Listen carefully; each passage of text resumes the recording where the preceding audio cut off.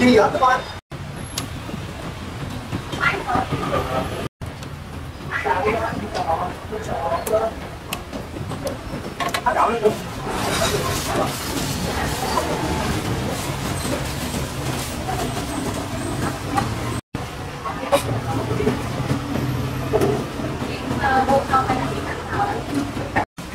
Dẫn cho 24 ngàn không chị? Chiên giỏ luôn. Có đủ đồ bác. Hả? Có đủ đồ bác. Có mà. Trời ơi, đủ. Ủa tất cả đủ hết rồi không? Cái này mình bán chậu quẻ. Mình mong chưa? Một giờ. Còn bây giờ lấy hết giờ nào về lấy. Không hết đủ này đây luôn. Lấy ngủ em bạn luôn chẳng hạn. Hết thời gian chứ.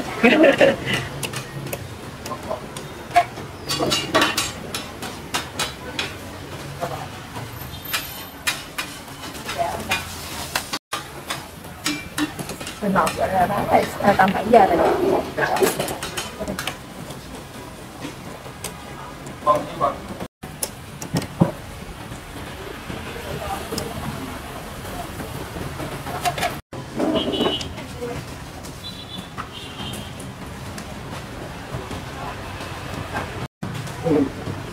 Cái này không xin. Rồi cái dòng xin.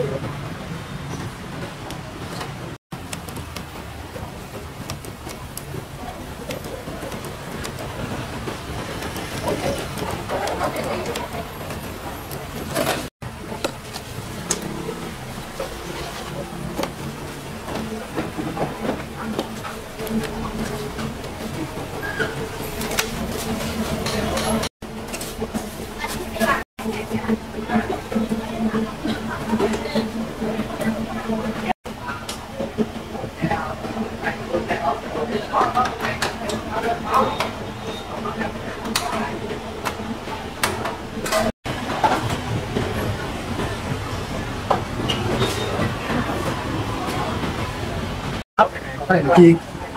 Ông để chú lên trứng cho em đi nha. Đứng đây đi.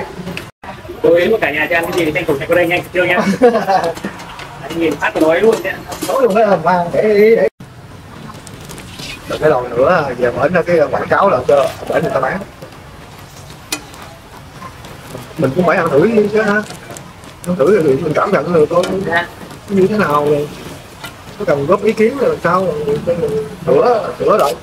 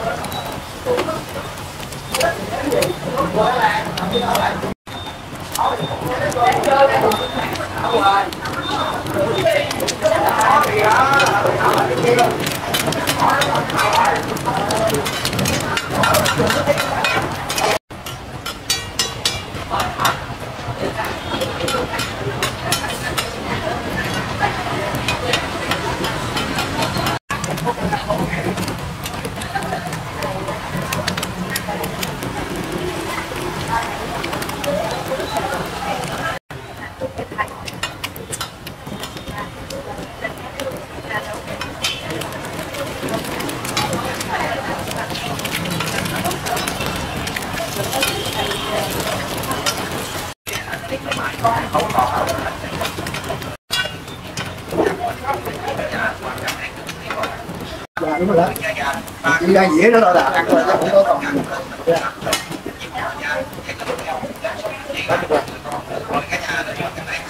Bên dĩa nữa, chắc nữa, tại sơn lên ăn thêm hành phi nữa, mình chạy đẩy luôn.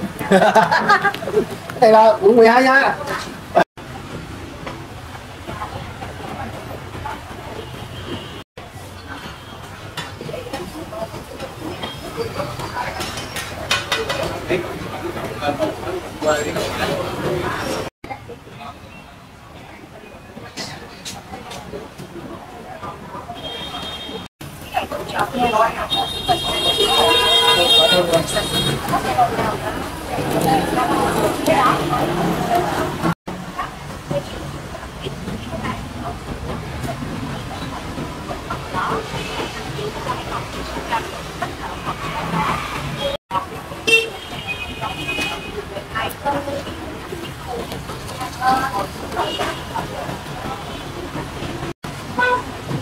Hỏi chị giàu có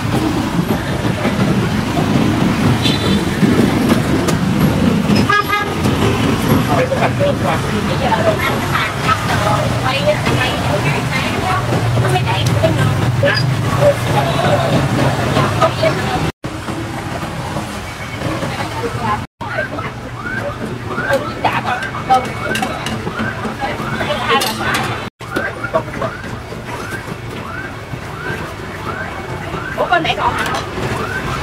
Con hả? Con chỉ trả thôi. Nó quay cho con.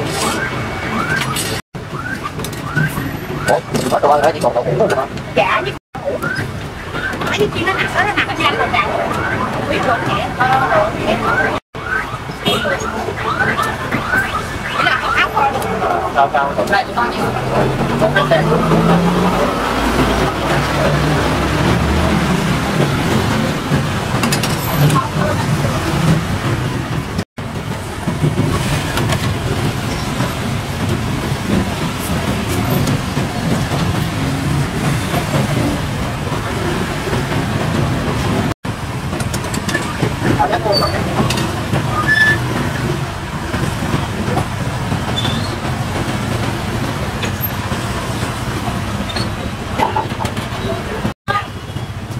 Bánh canh nha.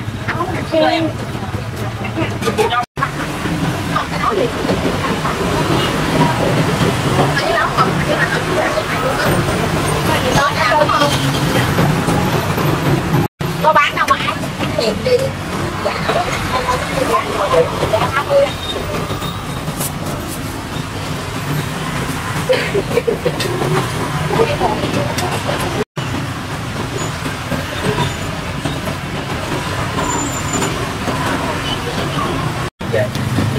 Cái có hộp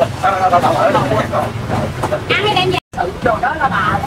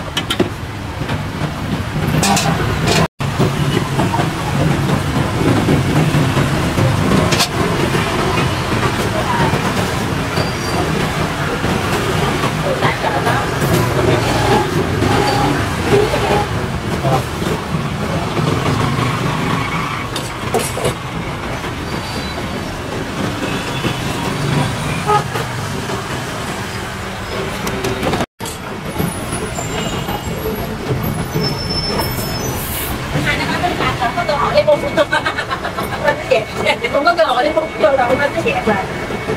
Hết rồi hả? Không đúng rồi phải. Nó bán họ mua tao đâu chi nó đặt có gì đâu, nó đặt vào shipper đó.